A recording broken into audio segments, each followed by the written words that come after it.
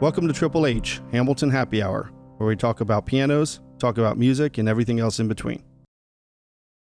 Hey everybody, welcome back to Hamilton Happy Hour. We are joined, of course, with always Mike and Mike. What's up, guys? Hey everybody. Good evening. Good morning. And our guest today is Wayne Hosford. Hello. And Wayne is a pianist. He plays over at what's it? Club Colette. Club Colette. I was thinking Cafe La Roupe. I was getting that. David Crohan. Backwards. Yeah, David. He retired. Formerly. Yeah, he retired. Yeah. We have the piano here for sale, so if anyone's looking for a beautiful RX3, it's here.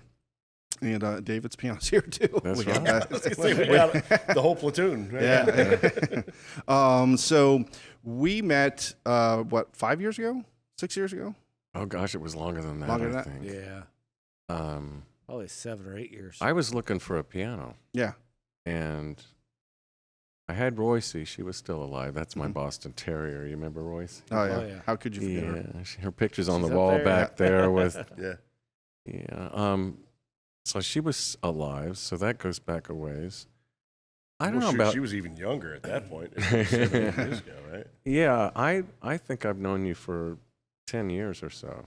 So we first met because you came into our old shop and you were looking for a piano. Right. And kept coming in, and then we started talking, and I would call you and say, hey, what about this? And back and forth. Because you looked for a piano for years. Yeah, I was just toying with the idea of trading the Steinway in that I had. It was a baby grand, yes. Mm-hmm.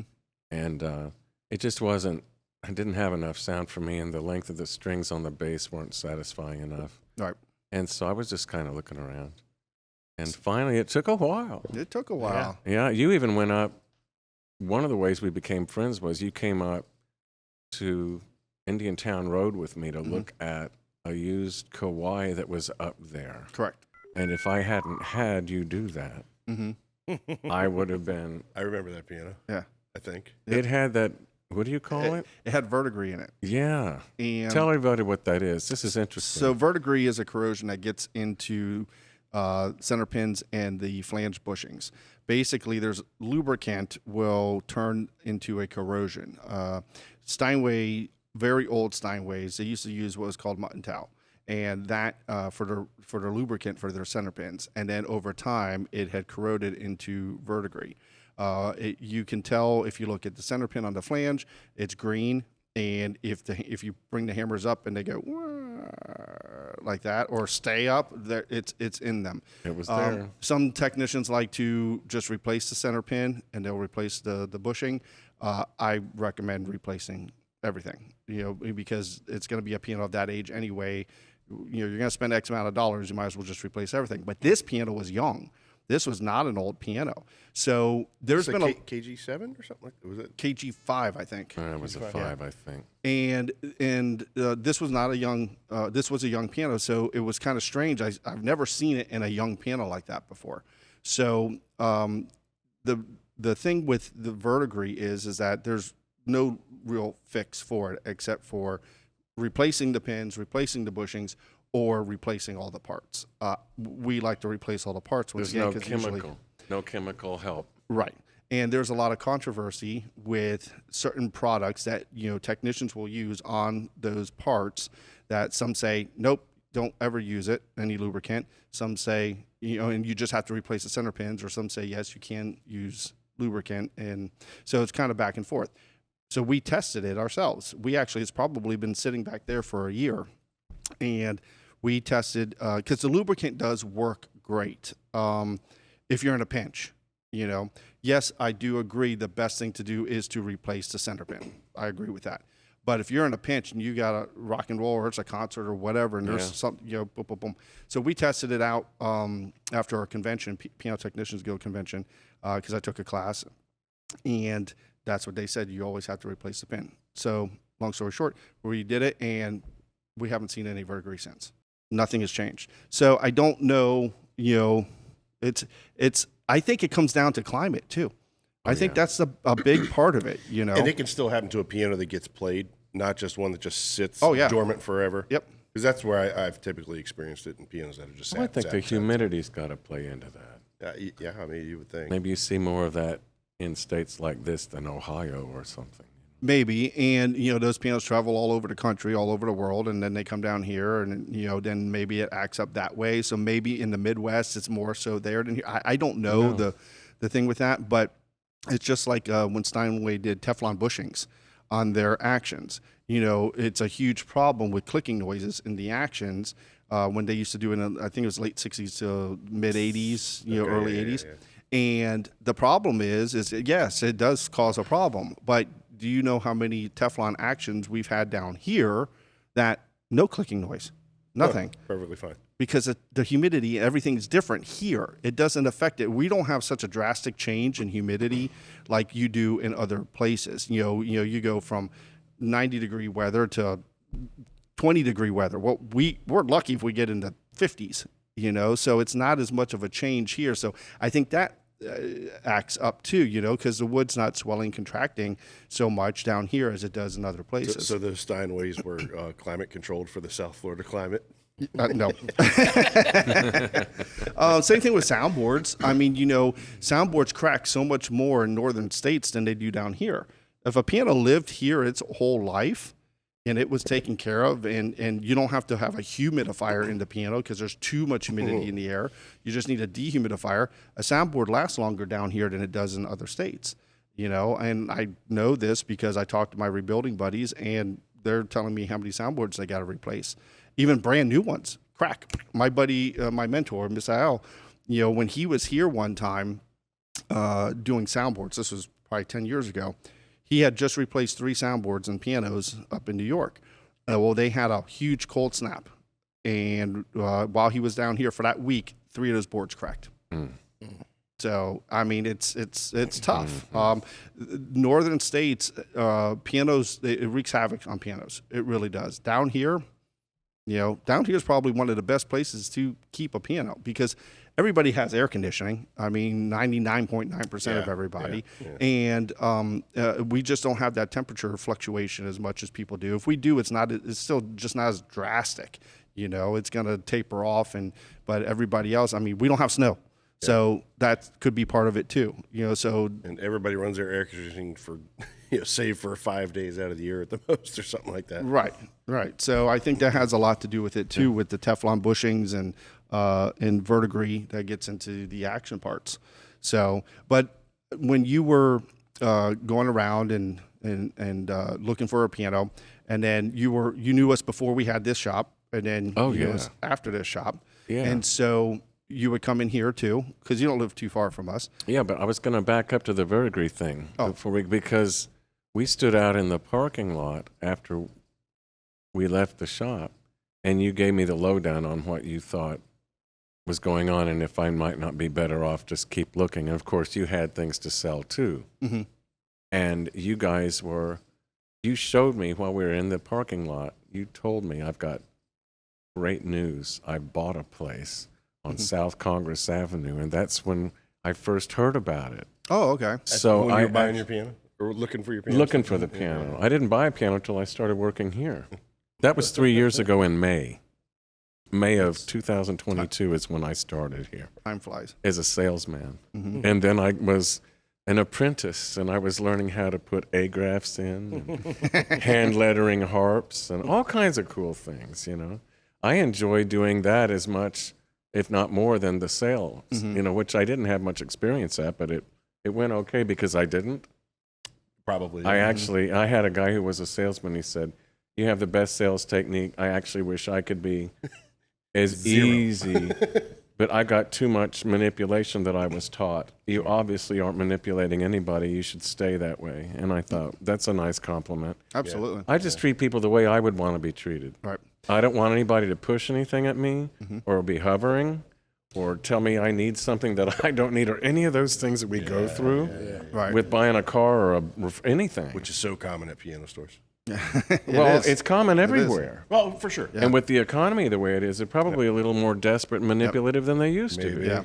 But everything in here, from you to going right down the staff, all the way, from fore to aft, everybody here is not an affected person that's somebody else in a role. Everybody's real at who they are. Rosie's real, Gerhardt's real, The kids are real. You guys are real. Nobody's putting on airs, and that has a lot to do with people being approachable and you being approachable to them. Mm-hmm. So I just let my people instincts come out, Well, I don't know if you remember, but I don't remember if you bought, because you got a Mason Hamlin from us. I did. And I don't remember if this was before or after, but you kept coming in, and Yeah. I think this was before you got the Mason. Or Yeah, it was definitely. Because Before, I right? was still coming in here Mhm. looking once you had moved over here from Old Okeechobee. And you were looking everywhere. Yeah, Yeah, I was trying to look at anything, but I knew the less I got out of a situation of where there was a warranty and people who knew what they were doing, Mm-hmm. that I was going to be in trouble. But I did go on some wild goose chases on Craigslist and stuff, go to people's houses, and you'd go in there. There's nothing there but a couple of boxes and a grand piano, and everything else is gone. Their back is up against the wall. It's either going to go to Salvation Army or they're going to dump it on you. It's true. You know what I'm talking about.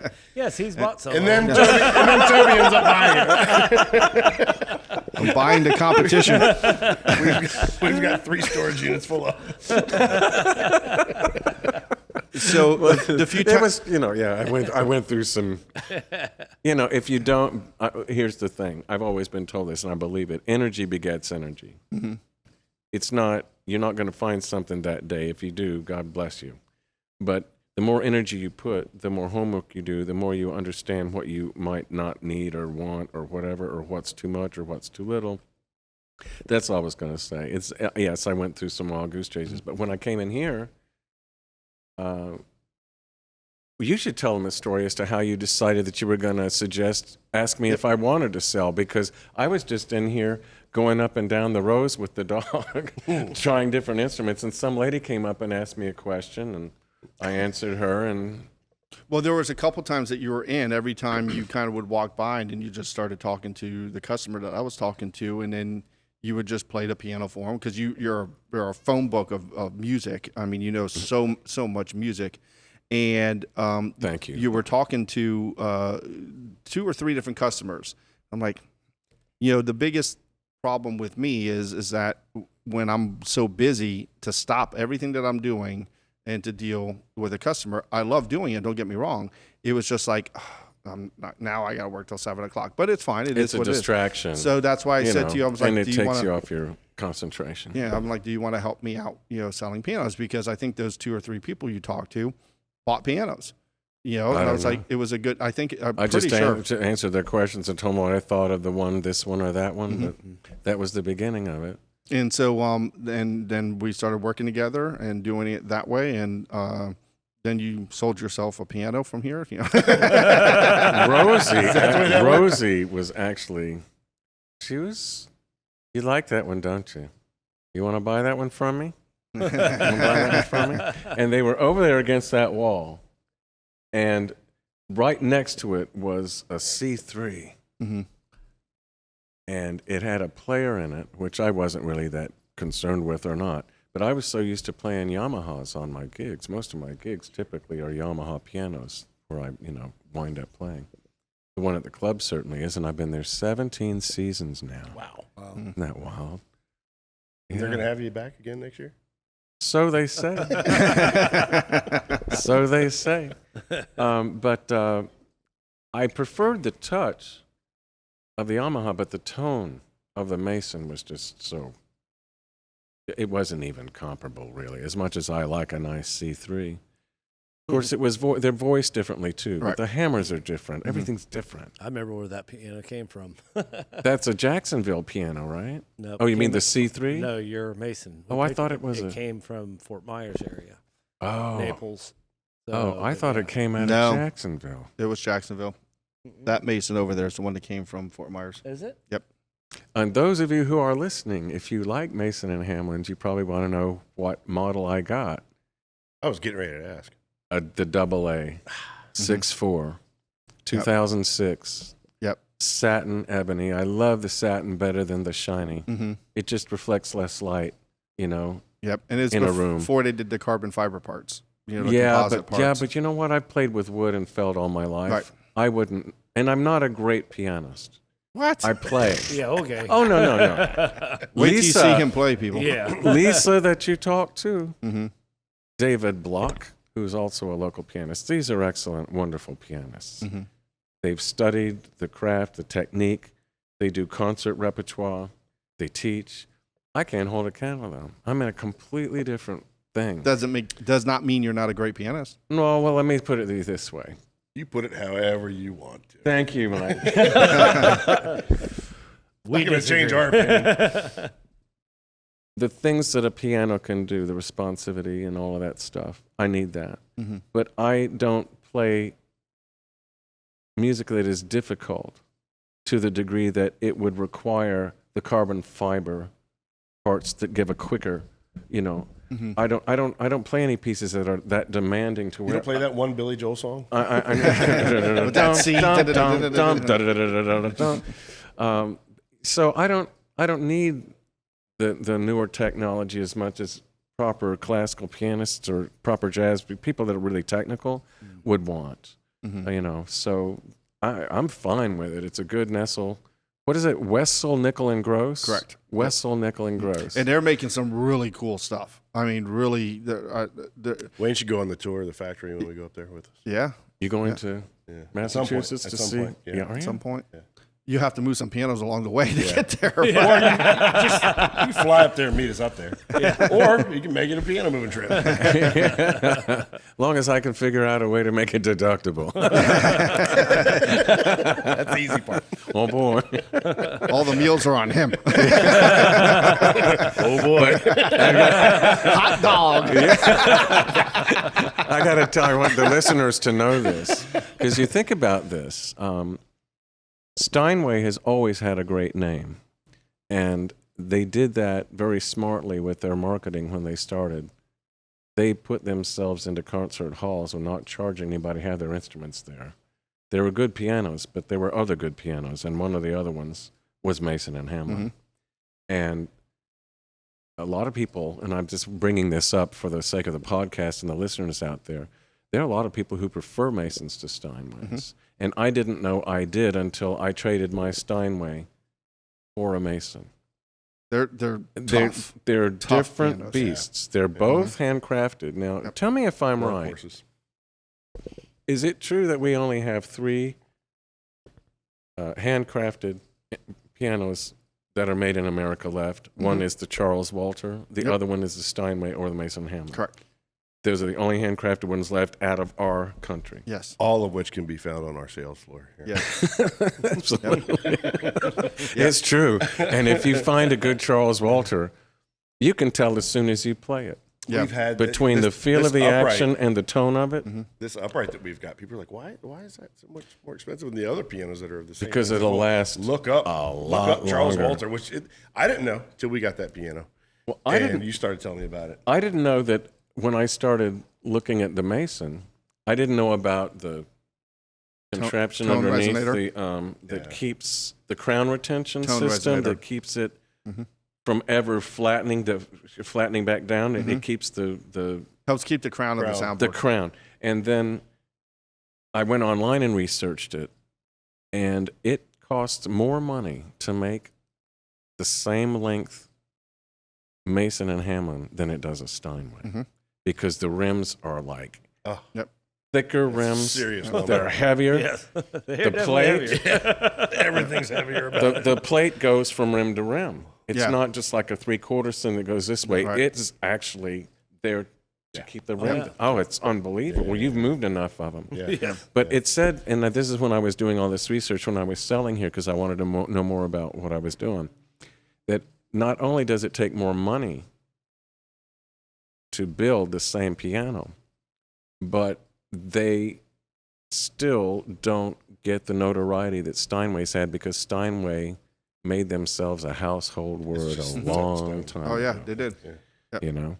And David Block, this is an Argentinian-born pianist that is here now that lives in our community. He's actually a stone's throw from here. Yeah, He's right in over Lake there. Clark Shores. And he's just has all the regard in the world for the Hamburg Steinways. And he said, if you didn't know this, there's not a pianist I think you'll ever find that wouldn't prefer a Hamburg Steinway to the New York Steinway. Oh, I agree to that. And is that because of the part? What's different about them, Toby? So, well, one, it's done by Germans, and I'm not just saying that because I'm German, but it's built in Germany. The attention to detail Okay. and the quality of, if you were to put those two pianos side by side, which now recent years they're more similar to each other. They're starting to become that, but in the previous decades, a Hamburg Steinway that's my absolute favorite piano. David, too. As a Steinway B, 7-foot grand. It's David Block. Yeah, that's my It's favorite. funny piano. how the B's tend to outshine the D's. I know. Even. Well, It comes down to, I think the D, for me, it would depend on the acoustics of the room. That's going to be a factor of it. I mean, I have customers that have Hamburg Ds. I have concert halls that have Hamburg Ds, and don't get me wrong, I love them. But there's just something about the B that I personally like, and I think part of it is the action ratio. You know, when That's you have, what I 'cause was you have a gonna longer say. action. You know, in a maybe D. it's the proportions of everything to the other, the ratios, whatever you call it. Right. Just, they call it the perfect piano. Mhm. You know, it's just the right, everything comes together, right? So I think maybe it has to do with the tone of the sound of it. Of course, that's also the hammers and everything. And so, but Hamburg, you know, German hammers, German strings, that's what we put in our rebuilds, you know, because I love that sound. It is the best quality of sound you can get, in my personal opinion, because we have our bass strings custom made in Germany, and we use Renner hammers and action parts. And there's just something about it. I mean, you played our rebuilds, you know how they sound, and they sound like a European Steinway. Yeah. Your best pianos come from Europe. Your Schimmels, your Bosendorf, or not Bosendorfer too, but Hamburg Steinways, Bluthners, you know, so on and so forth. And those are just Petrov. You know, they're just the best. They're just the best sounding pianos, and they play like butter. They really do. But I agree with you on a Mason and Hamlin. Yeah. Man, you get me a good Mason and Hamlin, and I will prefer that over a Steinway. That's Sorry, right. but I've played some European ones that I like the Mason better than. Of course, mine is. It all depends on a lot of different things. One of the things is the voicing, right? And so, mine happens to be voiced the way I like it. Especially for the room it's in. It's a little loud. It's too much instrument for my living room, to be honest with you. Perfect. But I put the felt on the inside of it, and I did things to keep it quieter because I have a lot of hard surfaces in my house. And I didn't want to... Time? What was that? I don't know. What was that? Thunder. I thought something out there Well, you fell want- or something. Should we No, look? it's fucking thunder. I thought it was It something. happened just a minute before when I looked at you the first time, and then that was louder. It's getting on top of Is us. it? It's got to be. Well, I just get the radar here. Either that or King Kong's beating on the fucking ceiling. Yeah, it's like somebody's rolling barrels back there. You gonna smoke a cigarette and check it out?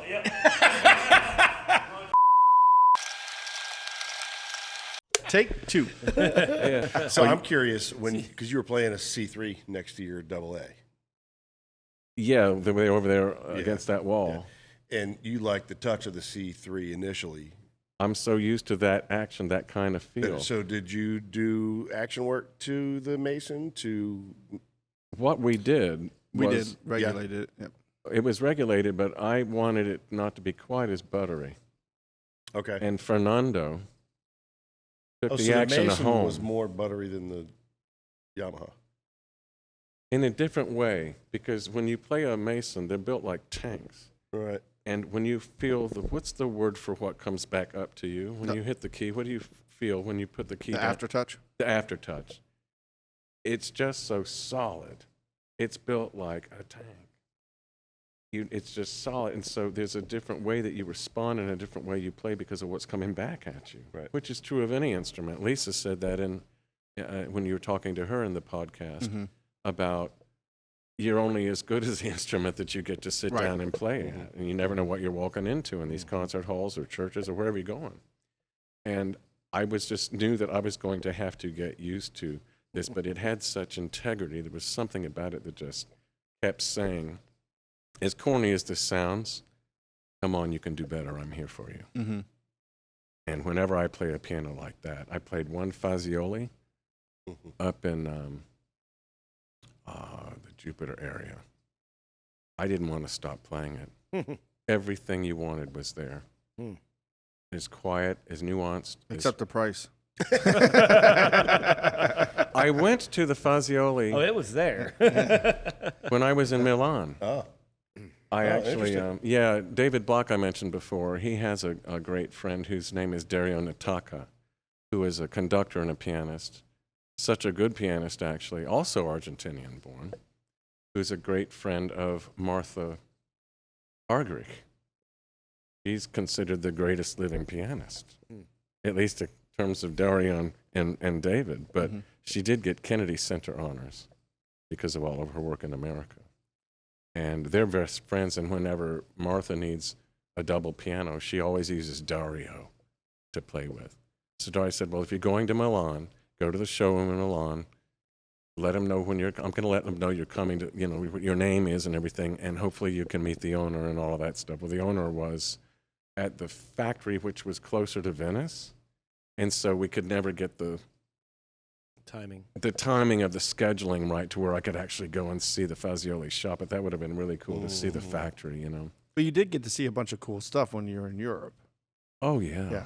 Didn't you tour another factory? Or you did? Wasn't there something else? I thought There was you no said you- factories. No. The one in Paris was closed that I wanted to go to.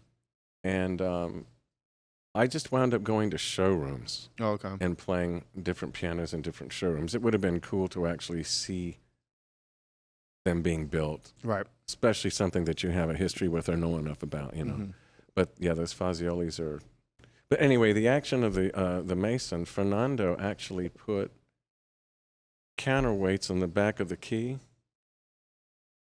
In the back, he put little lead weights about the size of my little fingernail, and he did it in varying weights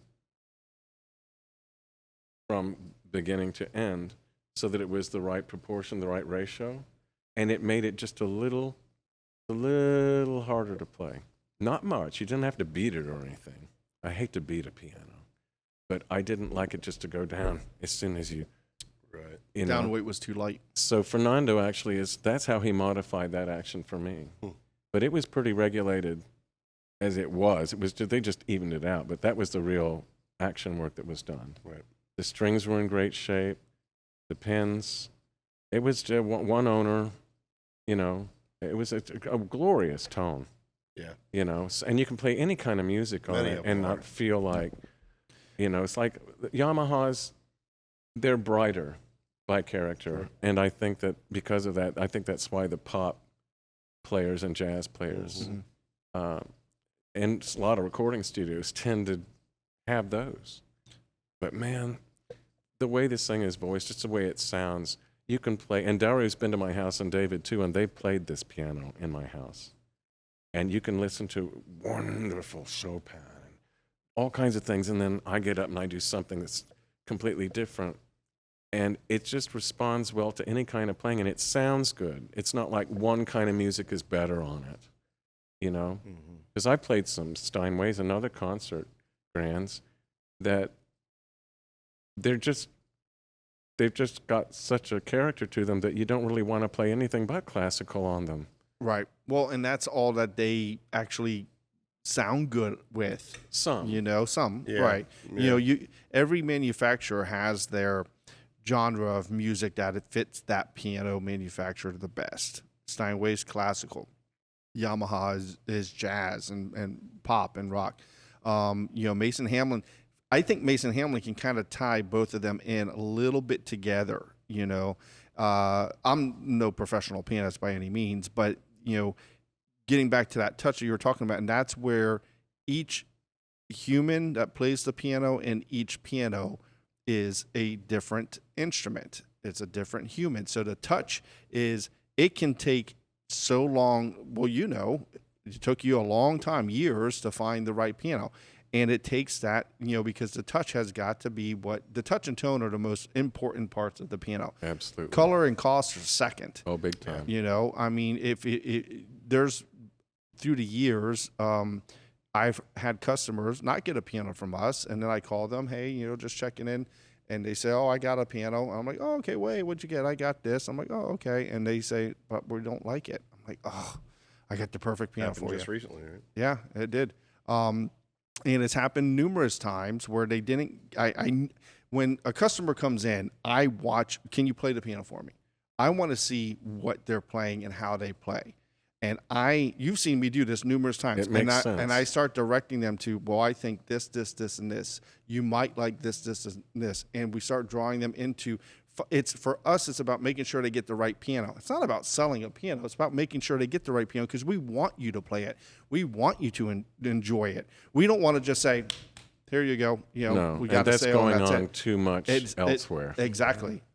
Really, that's the exception to the rule here. Maybe we always have that. I don't know how we could not have that. I don't see that happening. And educating the customer what to look for. One, I won't mention his name, but remember that customer came in, bought a Yamaha G2 from us. He decided not to take it. A month later, he called us and he said, hey, I did buy a piano from a private person, but when you guys move it for me, because we still will move and tune and take care of it. I mean, that's our job as ambassadors for the piano. Yes. And so he goes, can you bring it to your shop to do this touch-up work on it? Sure, no problem. It comes in, and I said, Mr. So-and-so, did you know the other issues going on with this piano? And he goes, well, what do you mean? And I said, well, your bass strings are horrible. And he goes, I know. I thought there was something wrong with it. It didn't have any life to it. Exactly. And so I said, why didn't you have a technician look at this before you bought it? That's he goes, the biggest thing. He did. Uh-oh. And the technician said everything was fine. And I said, Cha-ching. yep. And I said, well, and this technician is a friend of mine. Just this wasn't right. And even he knew something just with the bass section wasn't right. Now, this was not an old piano. It was a good make. It was a Yamaha C1, good piano. But the bass strings had turned. They were very rusty. And so I said, we can fix the touch-up work, but you really want to restring the piano. I mean, that's going to be the best thing to do because the strings were very, very rusty. And he said, okay, go ahead and do it. Unfortunately for him, the piano that he would have gotten from us if we would have kept going through with the deal was going to cost $7,000 less than what he went out to get because by the time he bought the piano, I said, I don't know what you paid for this piano, but blah, blah. He goes, I paid this much. I said, that's the problem. When people are buying pianos on Facebook, OfferUp, you get no warranty. There's 9,000 to 14,000 parts in the piano. You never know what you're going to get. And yes, having a technician is the best option if you're going to do that. The problem still is that it has to be a technician that really, really knows what they're talking about and what they're doing, a competent technician.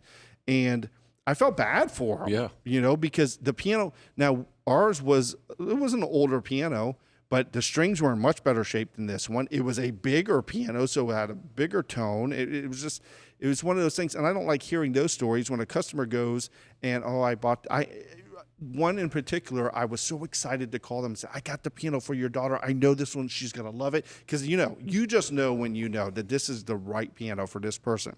And they said, we bought a piano. I said, oh, okay. Once again, what'd you get? She told me, she goes, but we don't like it.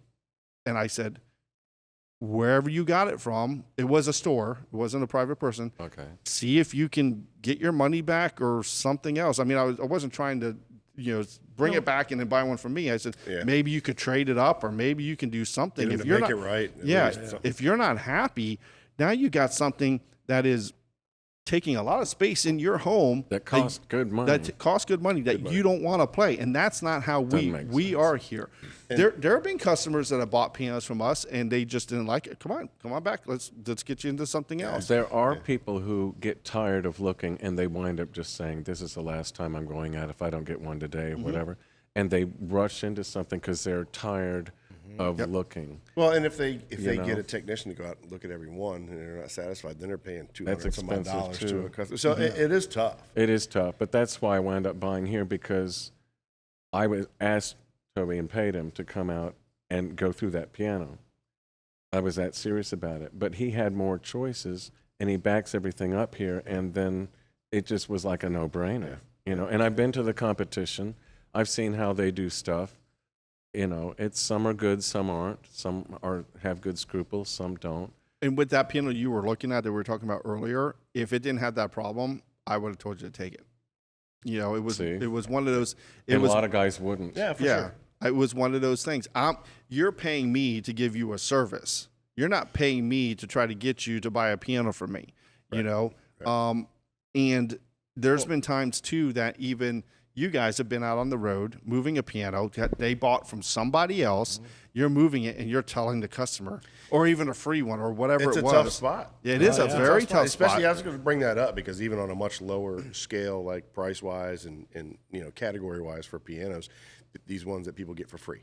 Well, we even have some that were given to them by friends. Oh, we don't use this anymore. We haven't used it in 20 years, you know, and then we get over there and all the hammer felts are coming off. Yeah. You know what I mean? It's like the piano's trash. Yeah. You know what I mean? So you get something and the kid's going to start taking lessons.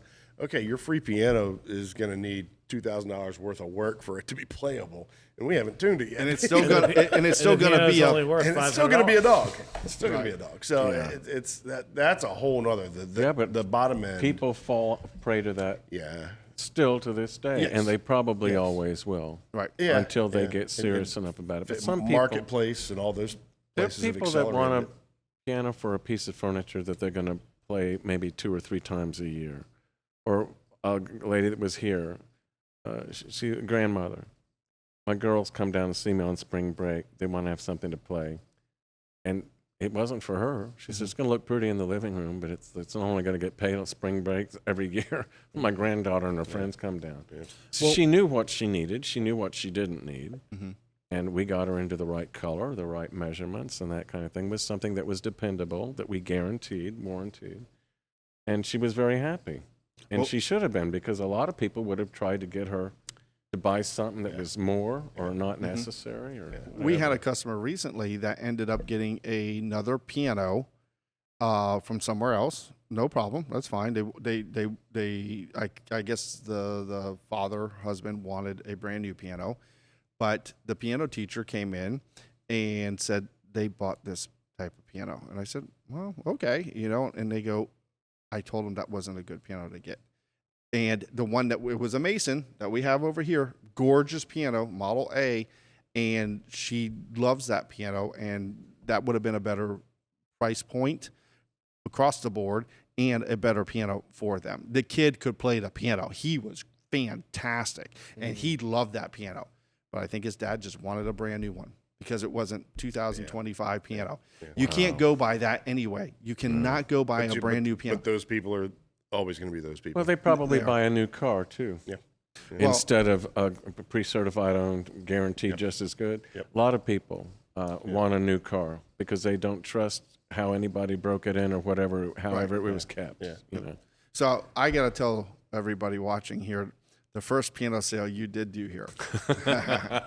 So it was Cristofaro. Is that what it was called? Yep. I'd never even heard of one before. So it was on this row, this piano, and you're standing here, the husband's standing here, and the wife is standing here, and I'm over here because I'm, shadowing you, and I'm just trying to help, blah, blah, blah. And well, you could answer questions that I couldn't, so inevitably you're going to get pulled in at some point if there's something I don't know about. Right. And they love meeting the owner. Makes them feel very special to have the owner come out from what he's doing. That's not a bad thing. And also seeing what we do back here. Yeah, big time. What we do back here, there's less than 100 people in the country do, and we do stuff that nobody else does. We know that for a fact.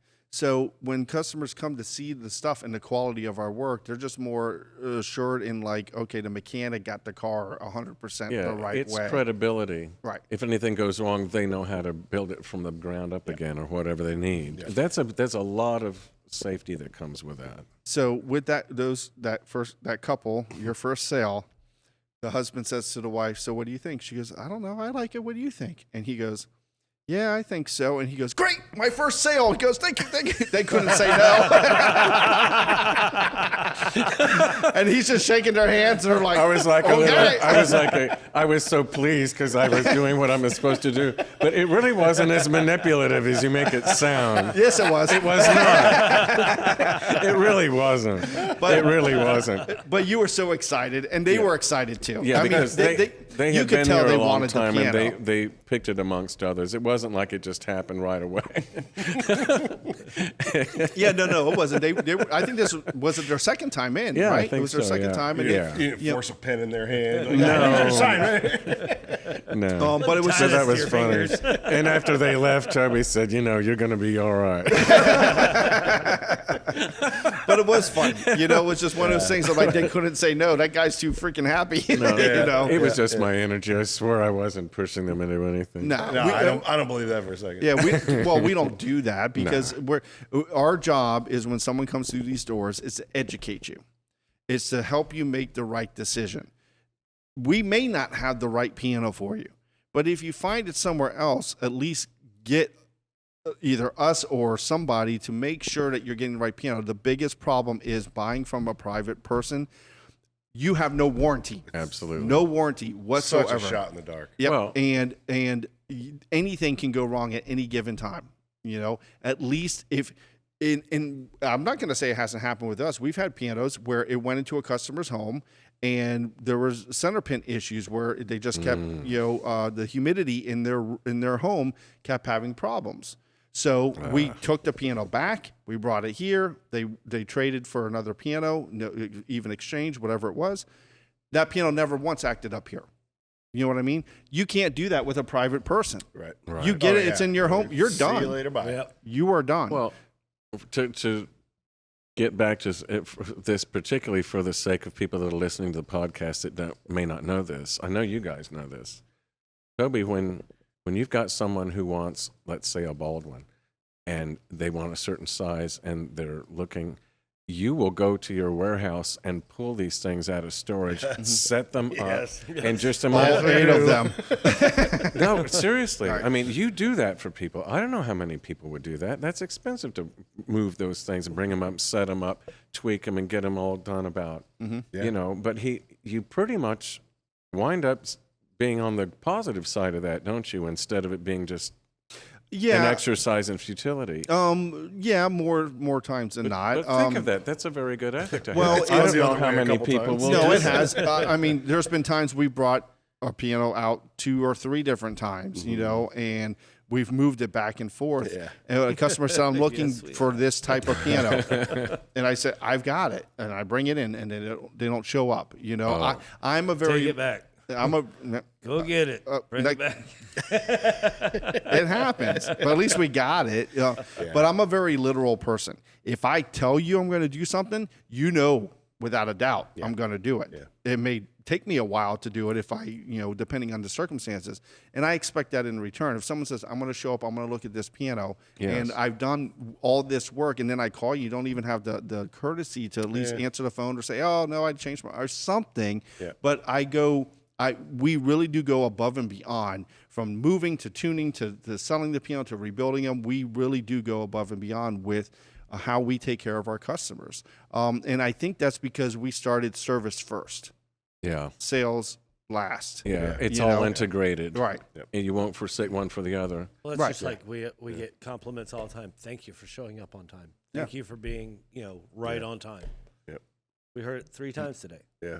That's a very good thing for a company to get known for, because word of mouth is a very powerful advertisement. It's probably the best Yeah, and advertisement. they just need to put it on, the reviews for Google. Well, let's hope they I do. keep asking Hayden to get Let's reviews, hope they but will. he just can't get them. I can tell you this: if we have 568 5-star reviews as of today. Oh, boy. If everybody would leave a review that was so happy with us, we'd probably have 10,000 reviews. Wow. I'm not lying. easy. Well, the older yeah. people aren't going to take the time like the younger people are. I think it's easier, and depending on the generations, for people to take the time to go ahead and do that. I think the people are so excited about getting their piano from us that they just, once they click that button, they save it and they get to the piano, start playing, and then they just forget about everything else. Seriously? Well, that's what I'm. That's That's, what how I'm he's- justifying. that's how he's rationalizing. not getting any reviews. Okay. That's what he tells me, so I don't get bad at him. Why didn't you get a review? Yeah, I'm trying. Bowling got I'm one. trying. I'm trying. Well, but it is very hard to get reviews. It is really hard. I mean, even for myself, when I was on the road more than I am now, one out of maybe 50, 100 people would leave a review. And I know those 50 to 100 people would leave us a 5-star review. It's just some people don't like to do it. And you don't have to type anything in. Just go ahead and do it. But we have the most reviews in Florida. That's terrific. By far. Not in the country, but we're not far behind everybody. Well, but you really, I've seen how you've grown since I was over in the old place and seen it all evolve. And I've seen this place evolve in the 3 years that I've been here, been part of you guys. There's never a time I come in here that something, and I'm not here as regularly as I used to be, that there's not some new construction, some new thing you've designed and built for better efficiency back in the shop or back here, or how all of this. Come back in 2 weeks. Oh boy. Yeah. Give it 3 weeks. I'm not. I'm serious. I've Come been back in paying 2 attention weeks. to your teasers, and so you're teasing. It's coming. We'll let you know when and all that stuff. Yeah, it's funny. You're real good at teasing your listeners about what this is going to be, when it's going to drop. But no, it's true. That's a good sign also of a work ethic and someone who is not only entrepreneurial, but is always striving for betterment. Really, I'm seriously. I know it sounds There's no corny, end but game. I think it's There's no necessary. end game. It's just keep In a successful business, The next any level, the business, next level, they've the got next to level. do that with any kind of industry, haven't they? Really, if you think of it. They do, and the hard part is really starting from ground zero. Yeah, but That's- I've seen that's- what you've done. you It's know, amazing. It's hard, even though yes, my family were piano technicians, and I was given piano tunings and baptism under fire and paid my dues and did everything to get the tuning going. But the rebuilding was really where my passion was, getting into making that piano the best that I can possibly make it. Yeah. Now with the crew that we have, it's the best that we can possibly make it, and getting it to that point where I'm learning too, as we're growing, especially getting into doing other instruments, is how I always like, I wish this piano was like this or this, but it's not like that because every piano is different. This is the best that this piano is going to be, and I would love for somebody else to come in and make it sound better. And if you can, great. You want a job? I mean, seriously, that's where I'm at. I mean, that's where this company wants to be. We want to be that. I was talking with a couple of guys from Petrov today, and I told them, I said, I want to. We're still a young company in the sense that we opened the rebuilding shop in 2008, so 17 years, and we've grown this far in 17 years. Now give us another 5 years, give us another 10 years. Where are we going to be? Because we're never going to stall. We talked about it on the last podcast, and we're just going to keep going up, because if you stall and you stop, you're an idle. That's just not me. I don't think that's anybody here. Everybody sees vision. Everybody sees, okay, let's try to make this happen. And they like what they're doing. They have passion for it. They do. And they're talented at it, which is a godsend too. Yep. There's some people do anything because they want to help, and they discover with doing that they're better at something or enjoy it more or have more of a passion for it than some other aspect of it. You've got those people in the right places, and some of them are doing 3 and 4 things ridiculously well that they have the passion for. I'm thinking of Tony, but it's anybody here, Trevor too. I mean, they do other stuff, but to think that Trevor would be on soundboards in the time that it's taken him to become that great at it and all the rest of it, he's got such this analytical mind of his. He's just the right kind of mind for troubleshooting and making something better and being precise about it. And Tony with the player systems, all of that's hard work to cut the thing out in an instrument and then put the thing in there and make it happen and all that. Then he can turn around and restring a piano with the best of them, And in the These same time frame amazing, as them. amazing people. And I will brag all day long about our crew, because it's not just because it's my crew, Hamilton Piano Crew. If I came into this shop and I saw this crew not knowing anything, I would think the same thing. Wow, you know how to do this and this and this. Rosie, you know how to do this and this and this. You know this and everybody, like for instance, you guys know how to do touch-up work on the road in case there's a problem. See, how many piano movers know how to do that? I was going to say that's got to be a rarity, Right. you know? So there's that part of it too, where if there's an issue, we can handle it, and if you guys can't, then we've got our touch-up guys that can, and so on and so forth. So everybody, you guys know how to connect player systems. You know how to give tutorials. You know, we do things a little bit outside of the box. For instance, like when we do put a player system in and we deliver it, you guys give them a quick tutorial. You connect it to the iPad. Then when we come out to tune it, you get a second free tutorial because we have found it is better for customers they're never going to grasp it all in one visit, Right. but the second one, then they do. And once they're in the comfort of their own home, it's Right. a little less. Well, then they start Somehow, you know. playing with it a little bit, and then they have questions. Well, once the tuner gets there, then they have those questions built up to where that tuner could answer those questions. All right, well, let's go over this. You know, let's figure this out for you. Yeah. No, it's a blessing. You're blessed with everybody. There's no weak link in a chain here. No, there isn't. There isn't.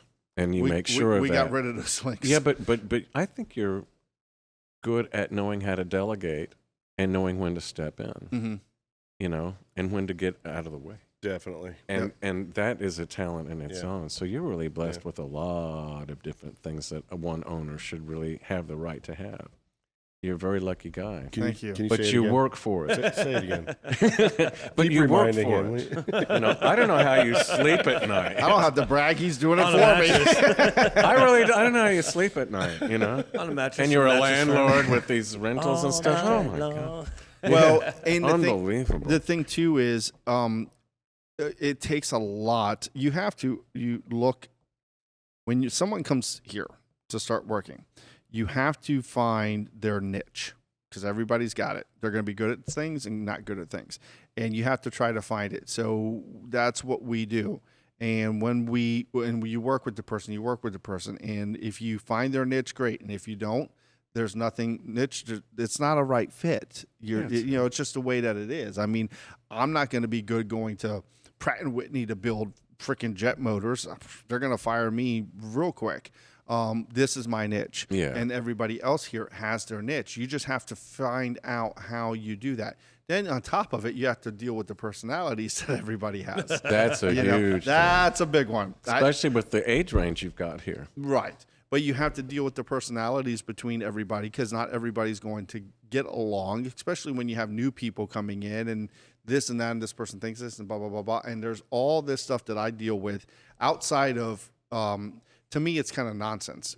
Everybody should just figure out, listen, everybody, you work around everybody's personality. You do it with your own families. You do it with the people you work with. You do it with people that you meet on the street. It's just the way that it is. We're humans. And unfortunately, though, it's like they say you can pick your nose, but you can't pick your family. How elegant. But it's kind of the same at work. You don't get to pick your employees. But if you've noticed the camaraderie that is around here is excellent. I mean, guys leaving for lunch, they're going together, they're, having lunch together. A lot of them are young guys and they're playing the same games, they're watching anime, that's what they like, but they get along. My son included, and they're talking about that, but while they're talking, they're working. It doesn't feel like work. I try to make this, I made a sign, I don't know how long ago, 10, 15 years ago. It's in the back. It has all the rules of everything. Okay, that, don't wear sandals, do this, and this. It's like 15 rules or whatever. And the last one is have fun. Because if you're having fun while you're working here, the productivity is better. Oh, yeah. Your demeanor is better. Time flies. Time flies. It doesn't feel like work. Yeah. There are times I'm here, it didn't feel like I worked. And then there's times I'm here that it does, but, it depends on those days. Every day is going to be different. Yeah. But the good thing too is that because we're a mom and pop operation that we talked about before, everybody knows they can come to me. And we have a comment box. Put it in the comment box. Toby, you're a jerk. I don't like you. Okay, that's great. What's the problem? And then go from there. Don't put it in there now. You know what I mean? But it's that part. It's everything's open. Just put it out in the air, and you're going to feel better. Numerous times, things have come to me, and I said, okay, I'll handle it when I'm going to handle it. I don't do anything about it, and it worked itself out. Great. See, that takes knowing when to let go. That's what I was talking about. And the thing that being in the piano world has taught me more than anything else, even though I still have to fight myself with this, is patience. You have to have patience in life. If you don't have patience in life and you're rushing, one, you're going to get the job done wrong. You're going to make a mistake, and that's where the problem lies. And then if you're always rushing to get somewhere, if you're rushing to get to work, you're going to get a ticket. You're going to get in an accident. It's not worth it, okay? It's the same thing with any business. If you rush something, costs money. That costs money, and you're not and time. And then you're worried about things that are not as important, with that part of it. Where, okay, let's just do what we got to do and get done. But you've heard all the laughter that goes on in these walls.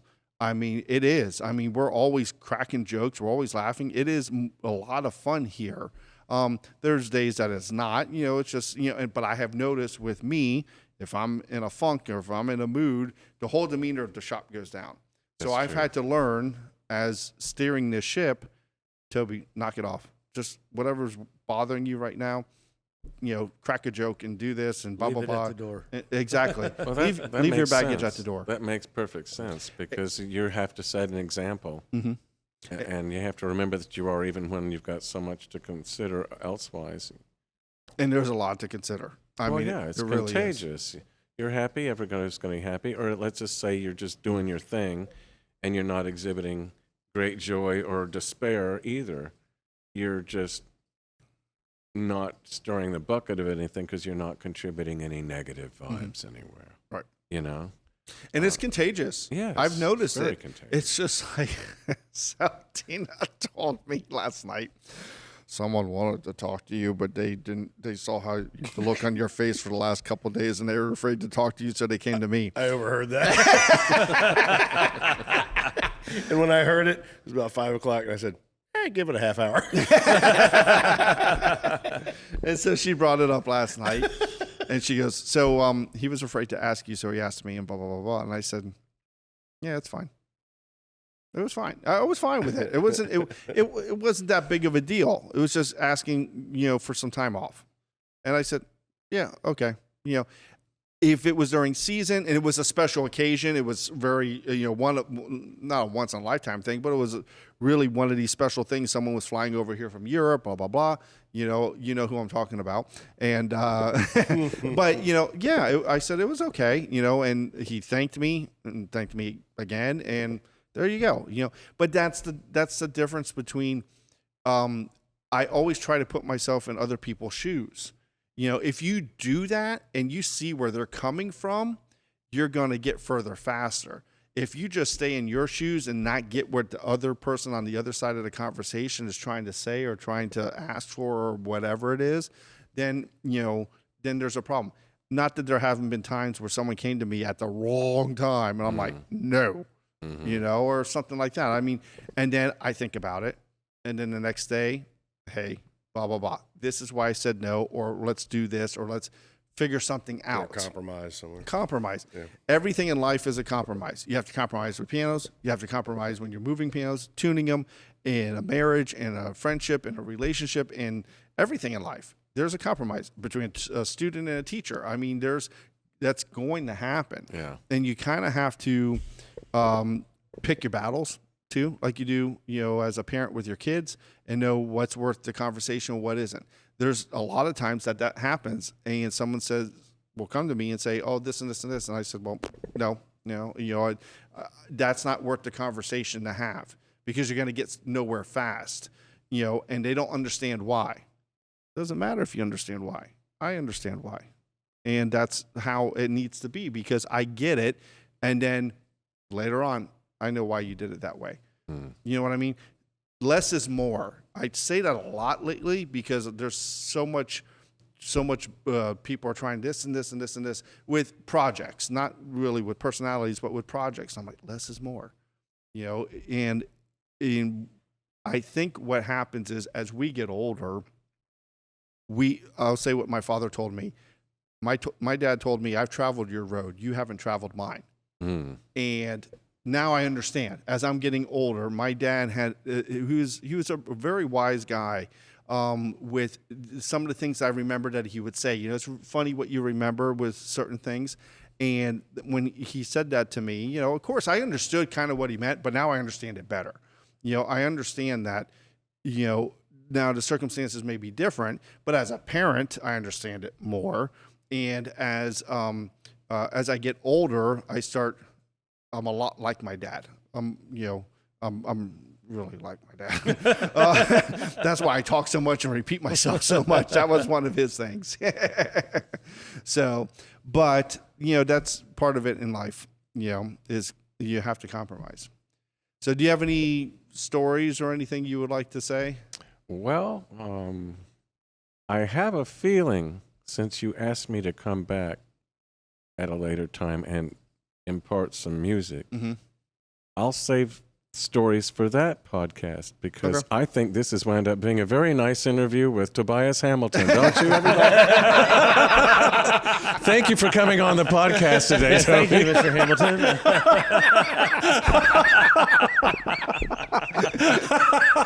I'm exiting stage left. Thanks, everybody. It's been great. We'll see you next time. Are you saying I talk too much? No. Who, me? No. Everybody tells me I do that. My friends that are going to tune in, this are going to be shocked that I didn't. Wow, Wayne, you're awful quiet today. Toby wouldn't let me get a word in edgewise.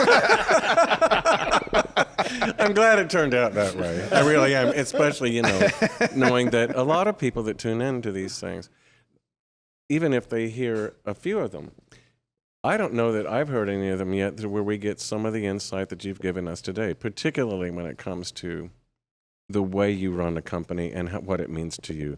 And obviously what it means to me from just being fresh enough to be only here from 3 years ago.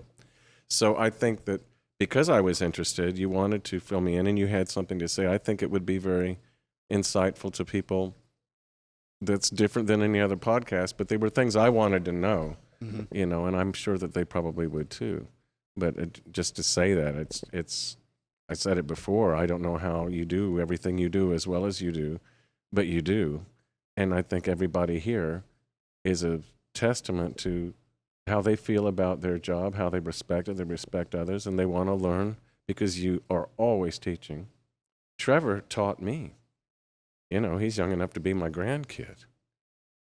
But he took time with me, and our minds think enough alike to where he could anticipate a question and answer it before I asked it after we got to work with each other. He's a talented kid. He could be a professor. There are a lot of things he could be. I'm a big fan. He's a natural teacher. Yeah. But everybody here, you know, and I'll sing Rosie's praises next time on the next podcast because she's a big part of why I respect this organization too. She really pulls a lot of stuff together with those personalities you're talking about, or teaching and patience.